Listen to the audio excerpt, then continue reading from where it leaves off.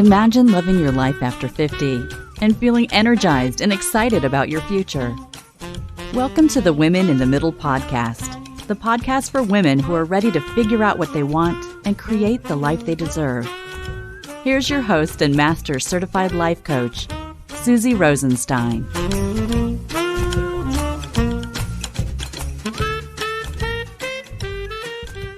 Hey there, welcome back to the podcast, Women in the Middle. I'm your host, Susie Rosenstein, and I'm so glad to be here with you again for this week's episode, which is all about what it's like to be a daughter of a parent who has Alzheimer's and dementia. This week's guest is someone who not only dealt with this diagnosis with her mom, but also with her dad. And she used her experiences to inform her career helping families dealing with this as well. I'm super excited to introduce you to my guest, Heather Negin, this week. Heather is a speech language pathologist. She likes to say that she's a specialist of messages in and messages out and the disruption in between. Specifically, she uses communication-focused assessment and therapy to help those with Alzheimer's and dementia symptoms and disruptions and their families. We are totally inundated with negative messages about adult onset cognitive decline, Alzheimer's and dementia, and caregiving responsibilities. And it's totally a midlife thing, especially as a midlife woman. As daughters, it's super common to be dealing with this at this age and stage of your life. When Heather was dealing with this personally with her mom, she asked an important question. Is this the full story? Is there nothing that I can do? Is it just doom and gloom? She was convinced that it wasn't the whole story. She knew that there had to be more you could do. She knew that her training and experience could add value to understanding this whole problem. She really had a belief that there had to be more hope and more opportunity. Now, when a family member has Alzheimer's and or dementia, it's pretty easy to feel hopeless. This diagnosis can be overwhelming and stressful. The right approach can uncover potential, guide you with empowering choices, and deliver successful results to improve your day and lighten your load. It turns out that speech language assessment and therapy can really help with the symptoms and can also really help the families. And I have to say, when I first met Heather, and I met her through a networking group, I was really surprised. I'm like, what does speech language pathology have to do with Alzheimer's and dementia? Because the only experience I had was when my kids were little and, one of them had a lisp or the other one had trouble distinguishing certain sounds. It never occurred to me. And it turns out that that the way Heather has really looked at everything and understood everything and brought her training experience to this particular diagnosis is fascinating. Okay, and if this is the first time you're listening to Women in the Middle, welcome. I am so glad you're here.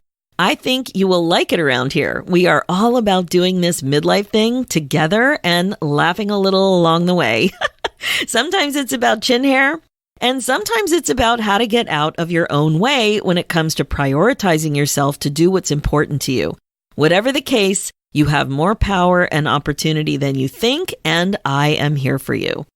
Okay, one more thing I want to mention before we dive into the interview with Heather. Unbeknownst to me, I had a little bit of difficulty with my mic during this interview. So apologies for that. It's still totally fine. I know you'll get a lot out of meeting Heather Negin, but when the mic is mine, when I am the one speaking, I'm not quite as crisp as I normally am, but you will totally enjoy the interview. It's really not a problem. Please, on that note, enjoy this interview. Hi, Heather. Thanks so much for joining us today on the Women in the Middle podcast. Hi, Susie. So nice to be your guest. It's so fun for me to think about all the people in my neighborhood, like Mr. Rogers, and think about who I know that I can't wait to introduce to the Women in the Middle community. And Heather and I met in a networking group, and we just completely connected. And her message is so relevant, so I can't wait to dive in. Heather, can you tell us a little bit about how you help people? Thanks, Susie. So I am by profession and training a speech language pathologist. I was trained in South Africa. You might hear that in my accent. It's been many years since my training, but I actually graduated at the University of Witwatersrand, Johannesburg, South Africa, with a dual degree in speech language pathology and audiology, and then left for Canada. So my career is really shaped by work as a professional. What I do right now is I help individuals and families who are dealing with something I know it's commonplace to talk about, Alzheimer's and dementia. And so my focus is, as a professional, to provide those professional services to individuals because everybody's suffering. People are so stressed. And with my experience in the work of adult neuro, I've really applied what I know in the way that I know best to helping people at the different stages. That is where I want to go next, because I know that this affected you personally. And so one thing that I'm so interested in with my guests is how they have made their careers more fulfilling as they aged in midlife. And I know that that happened to you. So tell us a little bit about how you became so interested in looking at Alzheimer's and dementia from a broader familial type of, familial type of perspective. In a sense. And, I always say that sometimes we are not prepared. We're just not thinking that what we're doing is actually laying the groundwork, the foundation for everything that's to come ahead. And I would say that my upbringing was probably the first step, meaning that we lived in an intergenerational home. I shared a bedroom with my grandmother. And Really? Yeah, because my father insisted that his mother-in-law came to live with us. It was very interesting because she was, at one point in my life, in my adolescent years, literally like my best friend. And I think that the kernel of my comfort working with not just adults, which already is something that I'm passionate about, but working with more senior adults, or, especially hearing the stories and having the patience to be a good listener, those were the seeds that were set very, very early in my life. So oh my gosh, Heather, that is so interesting. Thanks for sharing that. I don't think I've ever heard that from anybody. Anybody had to share a room with their grandmother. That's so interesting. It reminds me a little bit, this is not the same thing, but we have this family cottage, and on my very first date with my husband, the very first time I went up there, I was not, I barely knew him. And we slept in a room with his grandmother and his brother and me and him, and we were all in there. And that was the first time I remember sleeping in a bedroom with a grandmother, and it wasn't my grandmother, and it was only one time. So that's so interesting. So was that your whole childhood? No, there were different pockets, but it's sort of interesting, and I really feel as a more mature person, finding my personal passion and goal later in life, when I stop and think, where did this all come from? There were some very dramatic circumstances that shaped me as a human being. And then, of course, the circumstances with Alzheimer's and dementia. So I'm kind of backtracking a little to say I had that experience. I had a lot of distance communication with my own parents for 20 years, as I lived in Canada and they lived in South Africa. So there 20 was years of that. Wow. Years, yeah. And that was a very cementing part of breakdown in communication and using creativity. And that's the other part of what I feel so passionate about, is that as we're searching for meaning in our lives, as we are in the midlife and beyond, everything we do has meaning, and we have to search for the creativity of partnering something we do have interest and skill at with something that we really have the passion and motivation to either solve problems or explore things. And so all of these little bits and pieces were overlaying with the fact that, I was bumping along in my career doing, I thought pretty mundane stuff, working in adult neuro, in a rehab center, working in the community. But the community became the life experience that gave me that broad perspective. And all of what I gained for the 20 years I worked in the community was understanding not everybody looks like me, not everybody sounds like me, not everybody lives like me. And that getting into people's homes, getting into their lives was literally the most groundbreaking observation that I was able to almost under a microscope look at each individual in their life with their circumstances working around their kitchen tables. And so all of these experiences, I think, were the footprints that oh yes, I love that. The footprints they gave you. I'm sorry, I interrupted. Go ahead. You can see that this was saying, yeah, like I was just thinking, like, so many of my clients don't see how things are connected and don't see the value in, like what you're talking about, in the mundane or in the everyday experiences. And several of the women I've interviewed have talked about this, that nothing is wasted, that if you look at these things, you can find these clues as to when you started to become more interested or more inquisitive about a thing or two, or when you started to attract more of that into your life. And at the same time, part of the reason that so many of us become unfulfilled with what we've been doing for 20 years is because we're not able to use as much creativity as we can. So I love that you talked about creativity, because creativity starts with the way you're thinking about possibility. Quite right. And then, all of these things were like little threads. And then the big sledgehammer hit. And that was actually with my mom. This was my mom. And, I'm lucky enough, as I say, to have had two parents with Alzheimer's and dementia, which you might think that it would make me run for the hills. The interesting thing is that I feel that this has literally been the gift. The gift is that it was the most difficult thing to bring my parents to Canada, to settle them, and then to start seeing my mom not functioning so well. Was it the adjustment?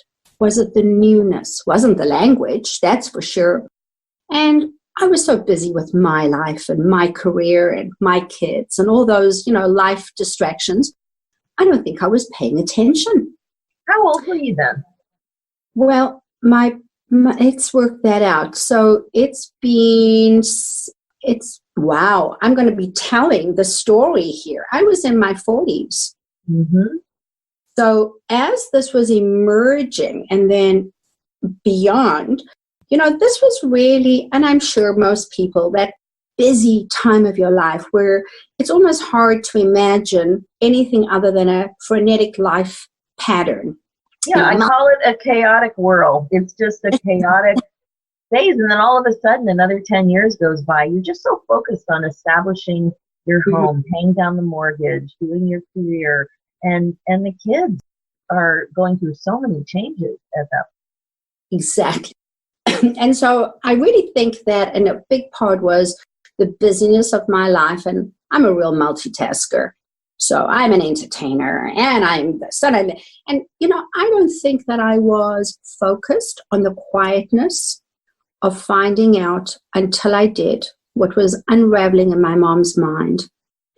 And it's a funny thing that even as close as it might be that I was involved, and here I am, the shepherd bringing my parents and all those things, I really didn't know the nitty-gritties of their lives.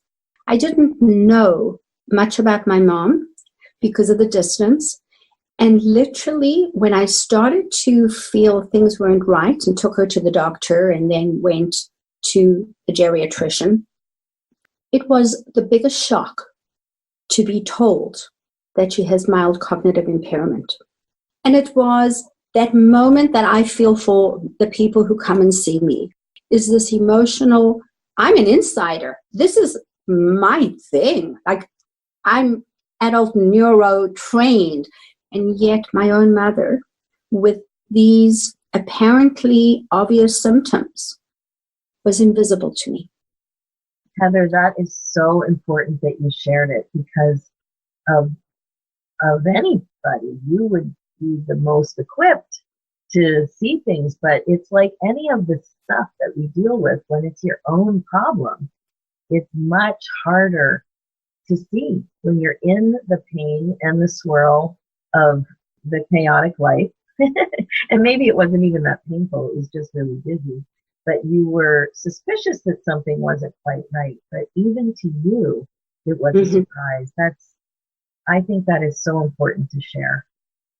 And then, the pain of it was being alone, meaning that I had one sibling and my sibling was not involved. And in fact was, didn't come to any of the follow-up appointments. Always I would update, but there was not really me with a team. It was me with my mom.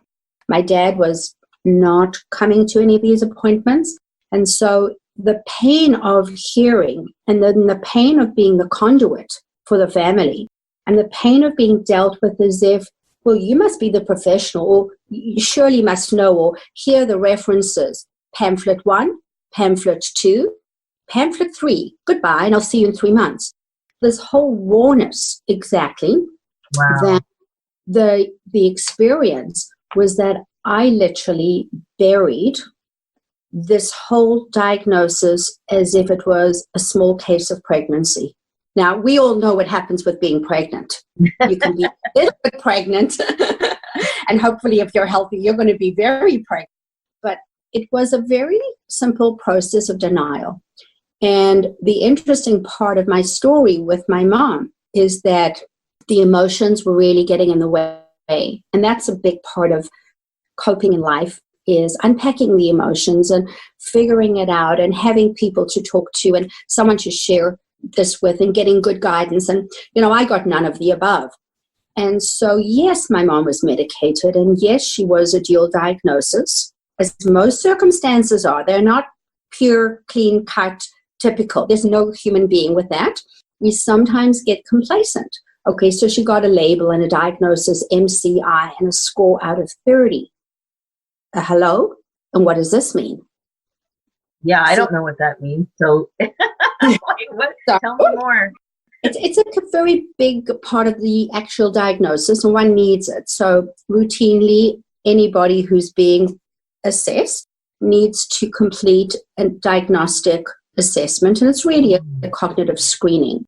And there are basically two predominant versions. One's called the MMSE, the other one's called the MOCA, proudly Canadian, but it is used internationally. And these are irrespective. They are scored out of 30, and they're trying to capture whether you fall within the norms for your age or below the norms. And so a score out of 30, 30, 30 would be perfect. And then decreasingly lower scores means more supposed difficulty. Now, the funny thing is that people focus a lot on these scores, doctors, because they're going to have to administer pharmaceuticals, but it's really not that relevant in terms of the impact of the symptoms. For example, a person could be having very, very, very mild difficulty and score really poorly. Now, why would that be? Because a person actually knows how to compensate in ways, or the score might be very poor and the person's coping. Like, these are just different things that can occur. So facing the diagnosis and facing the reality of the score are really not telling you how your life is disrupted, doesn't tell you how you should or could or others could help. It doesn't tell you anything. And so as I was meandering through this back and forth diagnosis, reassessment, and that's sort of the norm. Come back in 3 months, come back in 3 months, come back in 6 months. We increase your medications, send you home with some information, do attend some group education sessions. I just began to question whether this really was as much as could be done. And at this point, everything that I had trained for prior as a speech language pathologist.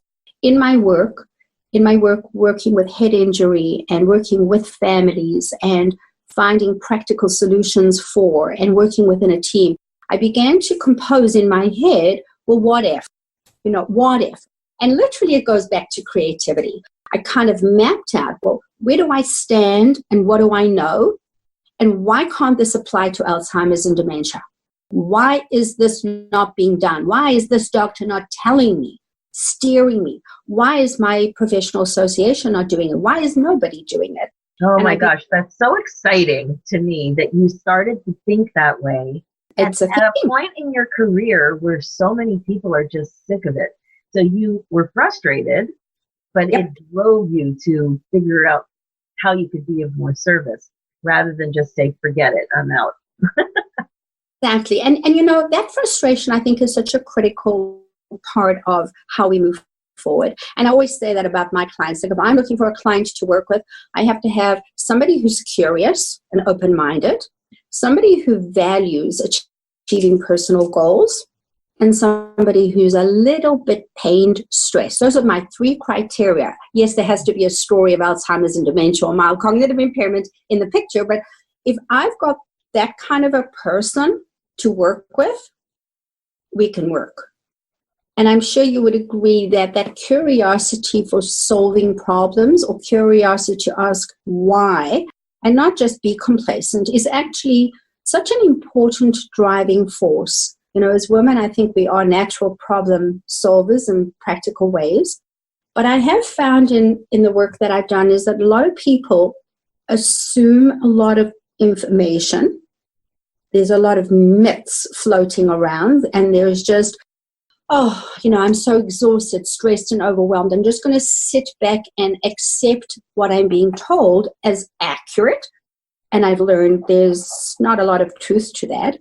And then there's a lot of assumption that what I'm doing is working, even though I'm getting bad results. Mm-hmm.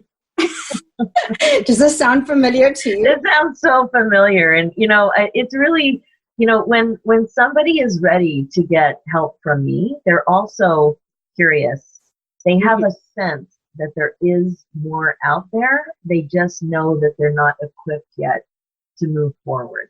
But it's very different than someone who's not curious. Somebody who's not curious is not going to be motivated enough to even have a conversation. And they receive the information about what's possible very differently than somebody who is curious. So that is a very interesting observation from you. And also when I first met you, I really wasn't clear on what a speech language pathologist would have to offer in a situation like this. Like now that I've known you for, I don't know, like 6 or 7 years already, I get it, but it's so obvious as you're explaining it that I remember too, and maybe this is why it hasn't been traditionally part of your career path as a profession, it just didn't seem obvious to me.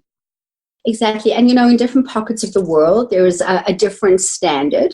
And certainly one might say, American, Australian, and UK SLPs, as we call ourselves affectionately, do have a slightly different bias, and they're further ahead in accepting the role and responsibility of what SLPs can offer. And it's really kind of a simple part to understand is that we really are specialists of messages in and messages out. Right. And so we as humans obviously are connecting with the world and with the people around us. What the disruption is with any of those cognitive issues, whether we call it mild cognitive impairment or Alzheimer's, which is of one kind of the dementias, there's a disruption. And the disruption is the connection between human beings and between the world. So who better than a speech language pathologist who knows how to sort of put that glasses with the telescope, with the microscope, with the binoculars, as I always kind of visualize this, into focus to look at and to dissect where is that breakdown, not just with the person with the symptoms, but between the person in the symptom seat and the person sitting next to them. Perhaps it's their daughter, their son, their spouse, And as we're sandwiching ourselves between young adolescence and very old age, and I think we could all put ourselves into that category, it could be any one of us. The statistics are really high. It could be us, could be our spouse, and it could be a parent. And how do we as women inform ourselves and pair ourselves? Because this is not a 5-minute circumstance. This could be the new norm for a life.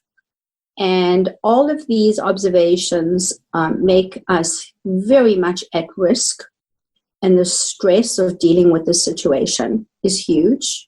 So what you're explaining is the importance of coping and finding strategies and also finding a partner, because you are, in that regard, a really ideal partner, a guide to the person who's trying to find that new pathway, right? Yes, and yeah, exactly. Some of my clients have come, they're ready for help after a long period of being in support to a parent. And others are just, like you described, really stressed and just really not being able to focus on self-care or any of the things that they need in order to be able to manage all of it.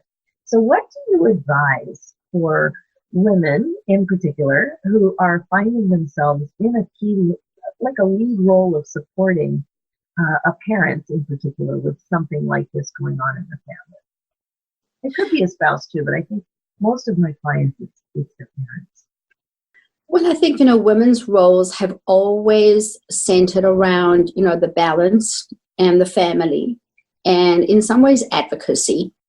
And it's really hard to make a set of rules other than to say we shouldn't expect that we would naturally know what to do, and we shouldn't expect to shoulder doing it alone. And so being aware that others are going to bring value, share ideas, guidance, information. I think that it's the village theory that we really do need a collective. And we just have to be quite discerning that we're not falling into a complacent belief of one falsehood myth, which can be perpetuated by banner media or other people's opinions. Sometimes there's that whole, oh, it's too big a job, or I'm the caregiver. No, you're not. There's no caregiving when you can be a care partner. So there's a whole different role, right? So I think as we are acquiring people to selectively help us and partner us, we also have to be good judges. We have to be trusting of our own intuition. We have to be open and vulnerable. And I think we have to learn to be good listeners. The community part of what you're talking about comes up in so many aspects of being at our age and stage. And so many women, even when there's not a crisis like this, or something that is, going to really involve a lot of time and effort and knowledge and support, many of us don't feel that we have the communities we thought we would have at this point in our lives. And that's without a big crisis. So when something big is going on, it does really mean that you need to create that community for yourself so that you're not alone. That is so important. And, this whole sort of vulnerability piece, which for me was quite a personal challenge. I grew up in quite a private home, and my mom had anxiety disorder. So there was a lot of don'ts and shoulds. And I never knew where that was coming from. The funny part about it is that when it was diagnosed, and this goes back to her dual diagnosis, and she was medicated for her anxiety, she actually became the person she was destined to be. I didn't know her in that regard. She became more open and free and more liberated. And I got a better version of my mom through this disease than I would have had she not had that dual diagnosis and the medication, because we don't know what we don't know. My dad was an overcompensator and my mom was complacent. So she lived with her anxiety disorder. And, mental health is not that far from cognitive changes. And all of this, being able to even talk about it with you and with others, has really released the burden for me of being shamed or afraid or worried about being held in judgment. You know what? We're all just humans. We're all puttering around as best we can and being open. I think we have to be selective because sadly, social media can be a very cruel methodology to get support. But I do believe in the kindness of people. Maybe women are searching for more connection in general, and they should be reaching out. I have many women's groups that I belong to for various circumstances, not because I don't like hanging out with guys. I do, too. And as a couple, I like that. But I think there's something very, very special about the trusting, caring, more gentle approach of women and women. Beautifully said, but I can't overlook something that you said a couple of minutes ago that was just so powerful about the unexpected gift you got from your mother's medication, being more of a reflection of her personality that you never saw. And I wonder, when you think about your mother now that she's passed, if that's the woman you think of. Absolutely. I think that as a maturing woman myself going into my, real mid-stage, and as I learned about my mom, I actually always feel this, that I was able to crawl right into her being because it allowed me through the process of my caring for my mom to actually get to know her as a really special person. And I hold those memories so close that at this point in reflection, as I look back, I know I have done everything. There's a lot of no regret. And I know you speak so openly about this, regret proof. I really feel completely without regret because I was fortunate to be in the right place in the right time and use my skills and gather the resources in our community very selectively. I took myself on a journey to say, there's that and that and that out there. I'm going to go and do it all. And I took every course, went to every support group. I was kind of insanely obsessed with acquiring the knowledge. And then I would literally, like a sieve, go through my experience and say, was this good? Was this worthy? What can I abstract?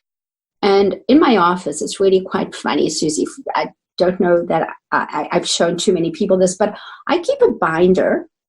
It's a color binder. So I'm going to just show you one just so you know what, just a regular cheap store binder. But every single educational opportunity that I have had over the history of my career, and to this day, I open up a binder, label it. I have a catalog on my computer actually itemizing every single educational experience that I have ever taken.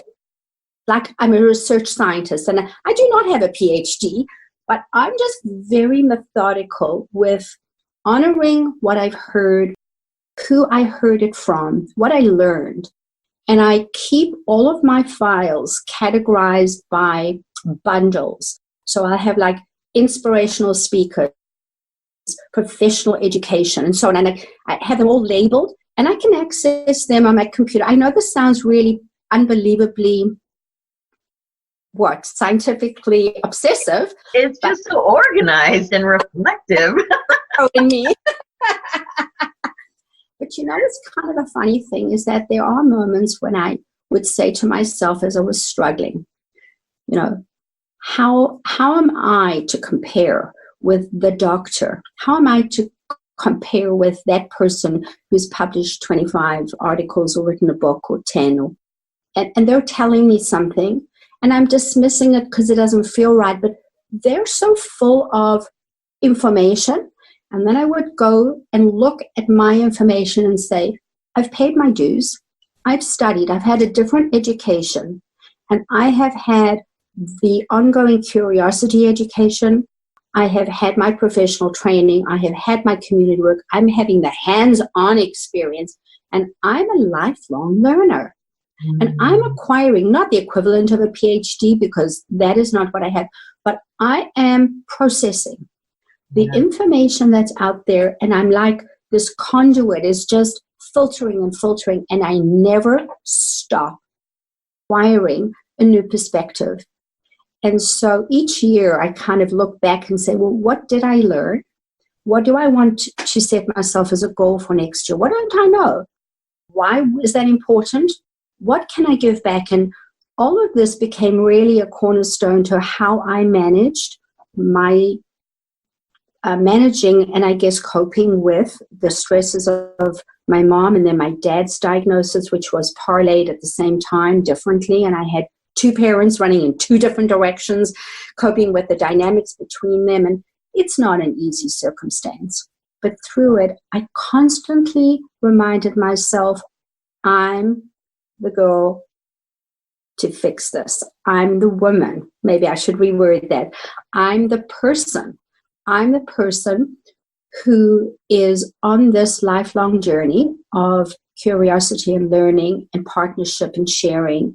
And I'm not getting all the support that I need just given to me.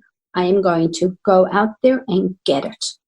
Well, that thought has served you well. It's just such a beautiful way to think about it. But the part that you really developed professionally is not only are you researching and bringing the information in, but then you're processing it and it's coming out. You're thinking about it in some kind of a framework that you've developed that is a more comprehensive family approach, like a system approach, really, a family system approach to really a realistic way to help family members and help yourself as you're dealing with all of this. It really has been the framework, and the framework is a little bit of all that. And, you know, as open as I am with you, I'm very open with my clients and my families, and they're like an extension of myself. I do compartmentalize. Obviously, I don't, worry about everybody in their lives. But I think it's such an important part as a therapist is to really see each person in their unique lives and provide a sensitivity about where they're at, because we're all coming with a lot of baggage and feelings and circumstances and stresses, and people feel very comfortable to share with me what's really going on. When I ask, I may be working with a person and I ask, bring me a photo of something that troubles you at home. And this person brought a picture of something that was a gentleman. It's a client of mine and a gentleman, but it's his mom.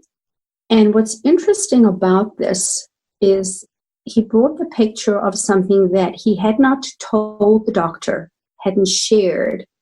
And it really was the cornerstone to having his mom diagnosed, that she was placing items inappropriately, garbage and possessions together.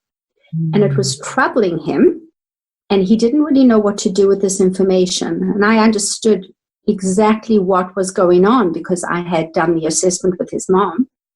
And what was interesting is when he revealed that photo to me, the shame went away, and he knew that he had an ally, that he had somebody who wasn't going to prejudge, who could take that information and say, thank you for sharing, because what you're giving me as evidence is as important as what I'm seeing face to face with you and with your mom.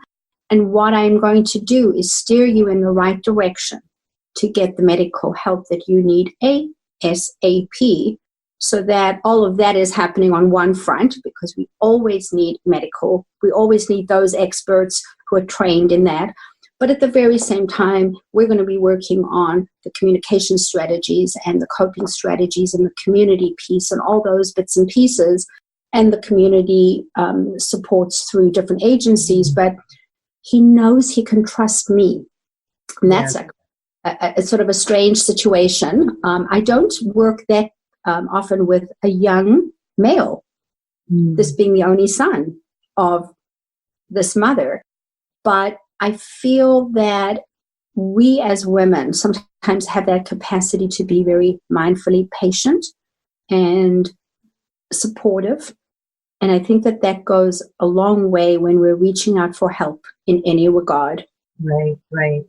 Well, there's two specific questions I wanted to ask you now that we have somebody on the Women in the Middle podcast with such skill and insight. What are some of the things that women can look for if they're concerned? That, like you said, you were super surprised. So all the pamphlets tell you the obvious signs, but what are some of the things that we might notice that we should follow up on with our parents? That's a really good question. And, there's so much information on different websites. You can look at the 10 signs and the 15 signs and the 20 signs.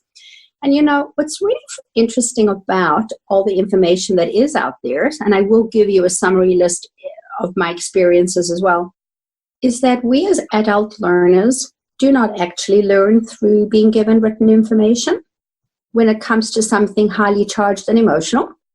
How we learn is actually in a more dynamic, user-friendly, stress-free circumstance, and it has to be graphic.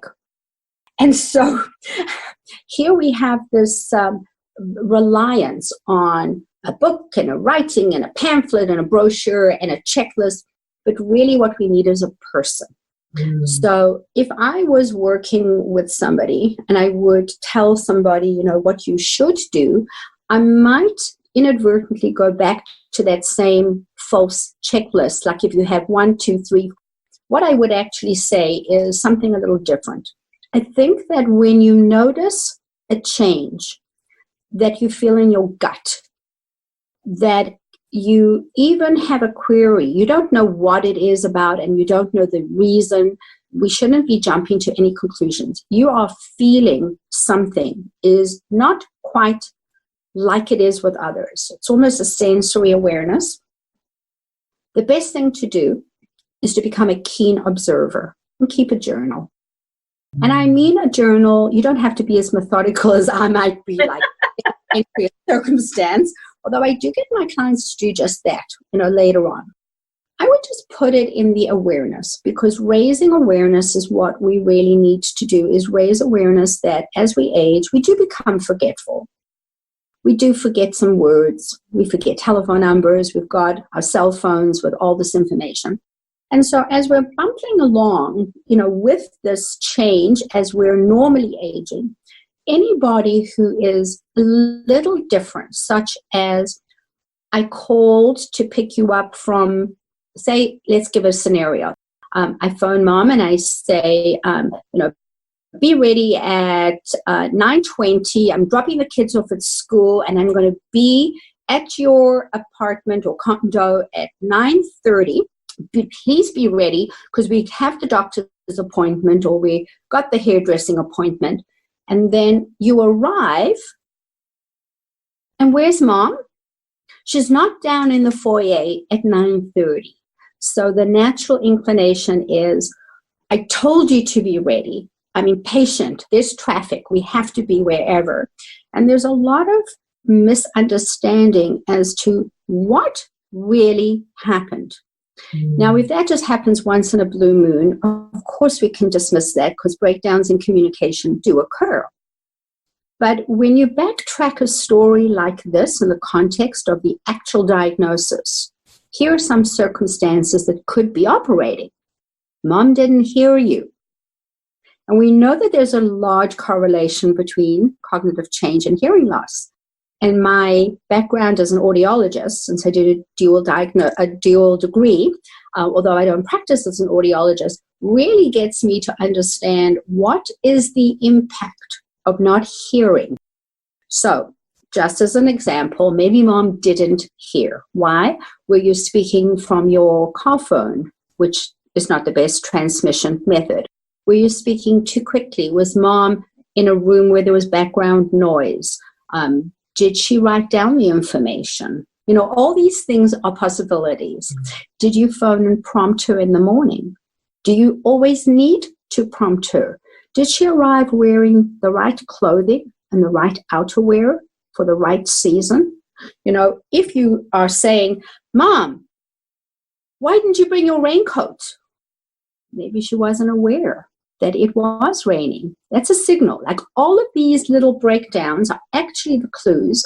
But what I've noticed is that people get more impatient, and they're just saying, you know, why? I told you. Why didn't you? With an assumption that the parent in this example is following along at the same speed and processing all this information.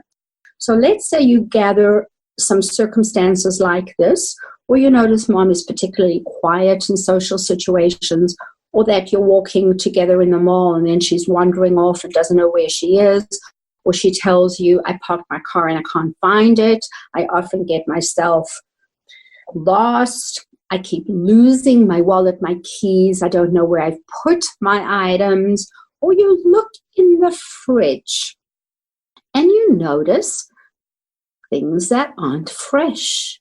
Or you notice duplicate items being purchased. Or you notice she's no longer eating the foods that she used to. There are so many of these little signs that we just need to be mindfully checking. Is it business as usual, give or take a little bit of aging, or is something else going on? And so we shouldn't jump to conclusions. There are many, many reasons.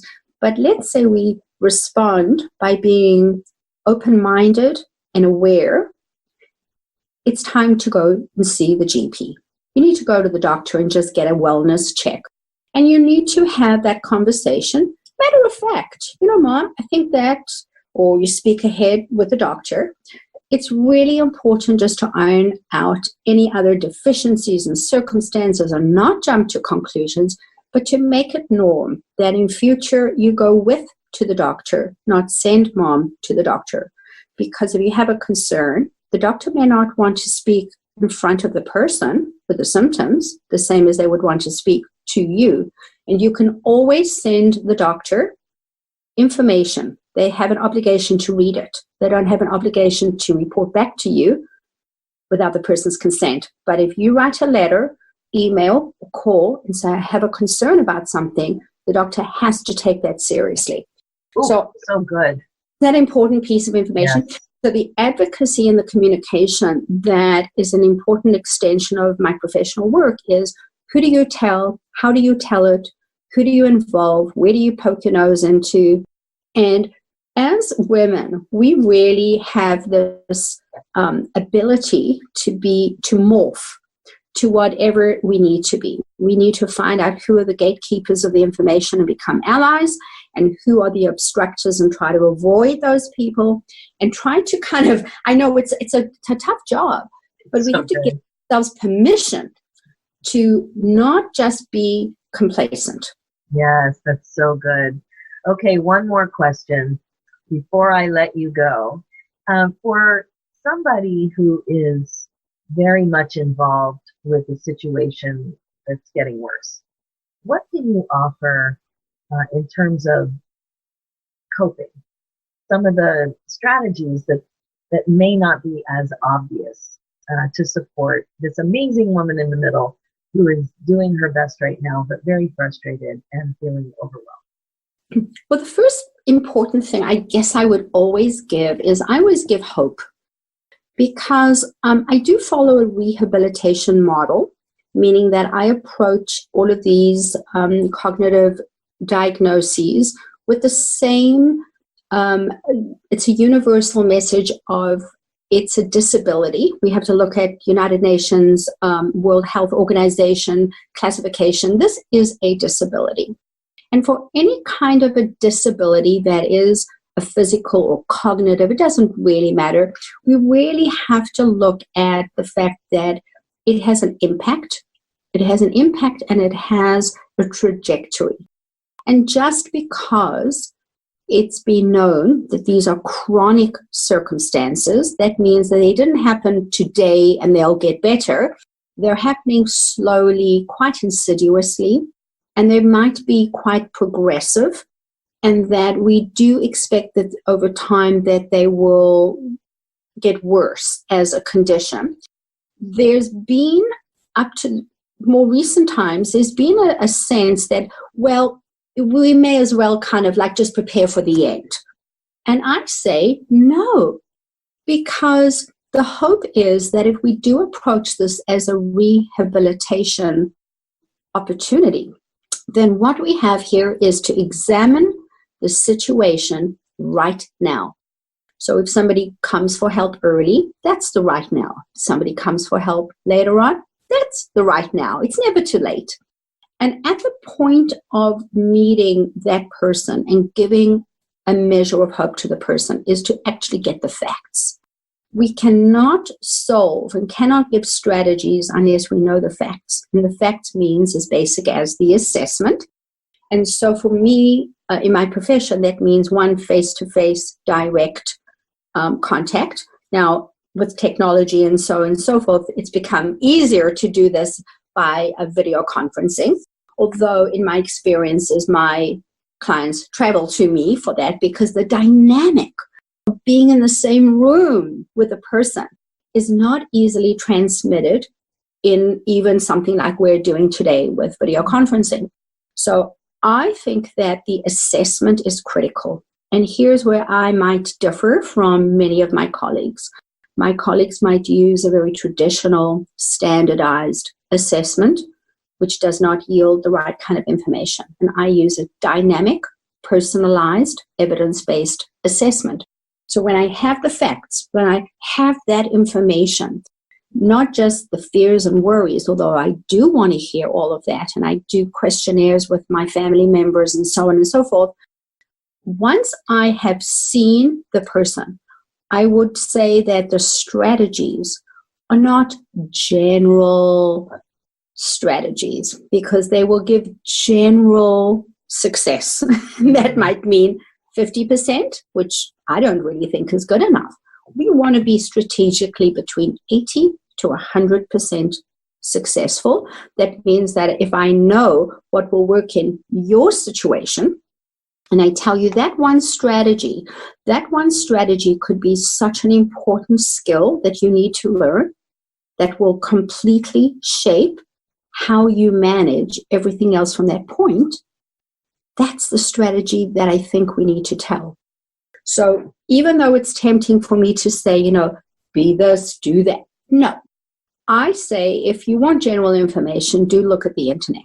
If you want specific information that is targeted in your situation for your success, it does involve that process of the assessment. And from that point on, the sky's the limit.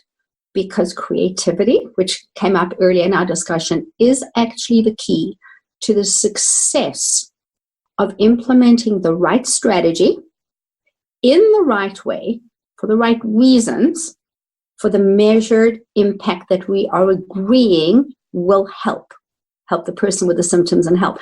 So I kind of want to not give that list, other than that there is a new approach and people should feel compelled to finding someone that they feel that they can work with. And it might mean a couple sessions, or it might mean I have clients who work with me for years and years and years and years, but that's their choice. The choice is to empower people with their hope and the opportunity.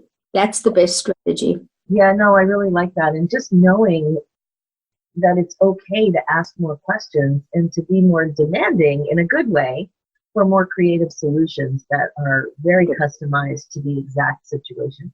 I mean, just knowing that it's okay to ask for more is huge in a situation like this, when it is so common to feel overwhelmed and you might be intimidated by the professionals you're working with, that you don't, the whole people-pleasing thing, that you don't want to insult them by asking more questions or any of that. That is so good.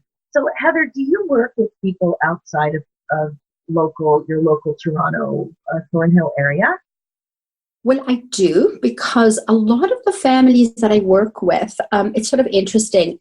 If I'm in a more of a consultative role, then yes. So I can provide consultative services. So that is obviously under the circumstances. Some people live in Canada and the parent may live in the States, or vice versa, or anywhere else in the world, right? So It is a challenging circumstance, so I follow my professional guidelines, and each situation is unique. What I would say is that information now is global, and support should be global. And my registration is that I practice in the province of Ontario. But as a human being, we all need the kind of help that we need. I know that I use international professionals for my education. So why would I not use international people to support me for the knowledge that I want to acquire? So how can somebody get a hold of you? Because I know somebody out there is chomping at the bit. Well, I'm as easy to reach, and I'm a one-person show. So that's the other thing about empowerment, is that I like control over everything that I do. I recognize that myself. I find it very difficult to live with a protocol that makes no sense. And so I need that leverage, but I partner with as many people who can support me with things I don't know how to do. But people can reach me directly. And my website is www.communicationtherapyforadults.com, all one word, and the word for is FOR, communicationtherapyforadults.com. So I'm very accessible. I answer everybody's messages. Whoever wants to speak with me obviously can speak for 10, 15 minutes free consultation, because I do want to get the lay of the land. And I get strange and interesting emails and texts, and, you know, it could be long weekend, Saturday evening at 11:20. And I know that person was stressed and had some thinking over that long weekend. But, you know, I'm respectfully available to people. And my clients have my cell number and my text. And they will call me, even if I haven't been working with them for a period of time, and a circumstance comes up. I'll get a text, I'll get a call, some new changed circumstance, and we can do telephone conference. We can do all sorts of creative things. And it's so helpful to be able to morph what I am and what I know to what is measurably tailored to the needs of the person. Yes, that is a really positive effect of technology right now. It's helping so many of us give more service in a more creative and customized way. So good. So Heather, thank you so much for being here today on the Women in the Middle podcast. I love your story. Like, in terms of the actual perspective that you've shared for women our age, coping and dealing and supporting a family member who's going through this sort of thing. It's so, so useful and fresh and empowering. And then also to hear your story about the way you transformed your own career has been so useful. That information, too, is so useful to so many women who are getting a little bored or feeling a little unfulfilled, to really reflect on what they're looking for and how they can repurpose their career. It's so, so interesting. So thank you so much. It's been an absolute pleasure having you here with us today. Well, thank you. And, you know, your energy is what I'm enjoying. You are a jewel. And I really honor the work that you're doing, and that you can steer individuals and really partner them through very difficult times. So I can't thank you enough for your interest and for the work that you do. It's been a pleasure. Thanks, Heather. Talk to you soon. Take care. That's it for today's episode. As Heather said, having the right factual knowledge is key. Curiosity can totally play an incredibly important role, though. Knowing exactly what you can do about these conditions is empowering. Whether you're worried about your parent, your spouse, or even yourself, a gentle professional approach gives you access to the keys to knowledge, guidance, skills, and strategies designed just for you. My focus as a midlife coach is to help you waste less time and get excited about your life again. Sometimes it's with an amazing podcast interviewee like today, and other times it's with mindfulness coaching. Being the queen of your brain domain is the best way to be, seriously. Check out the show notes with more information and links at SusieRosenstein.com. To grab your free consult with Heather Negin, go to www.communicationtherapyforadults.com. Download my free ebook, 9 Secrets to Get Unstuck in Your 50s at SusieRosenstein.com/9 secrets. And there are 3 ways to connect more with me in the future. The first way, join the free Women in the Middle Facebook group where we continue this podcast conversation. Head over to facebook.com/groups/Women in the Middle community. The second way, work with me directly and get unbelievably effective coaching to take you from being stuck and confused to being crystal clear and excited about your future. You want to do that? I'd love to have you in my calendar. Just grab your Kickstart call at www.talktosusie.com. And 3, if you're ready to put yourself first for a change, what a concept! Join the Finally First Midlife membership. This is an upbeat virtual community for women who want clarity, courage, and connection to do midlife on purpose and regret-proof their lives. Sign up at www.IamFinallyFirst.com. Doors will open again soon. Let's do this, ladies. Let's do midlife on purpose. We need each other. Thanks so much for listening, and I'll talk to you next week.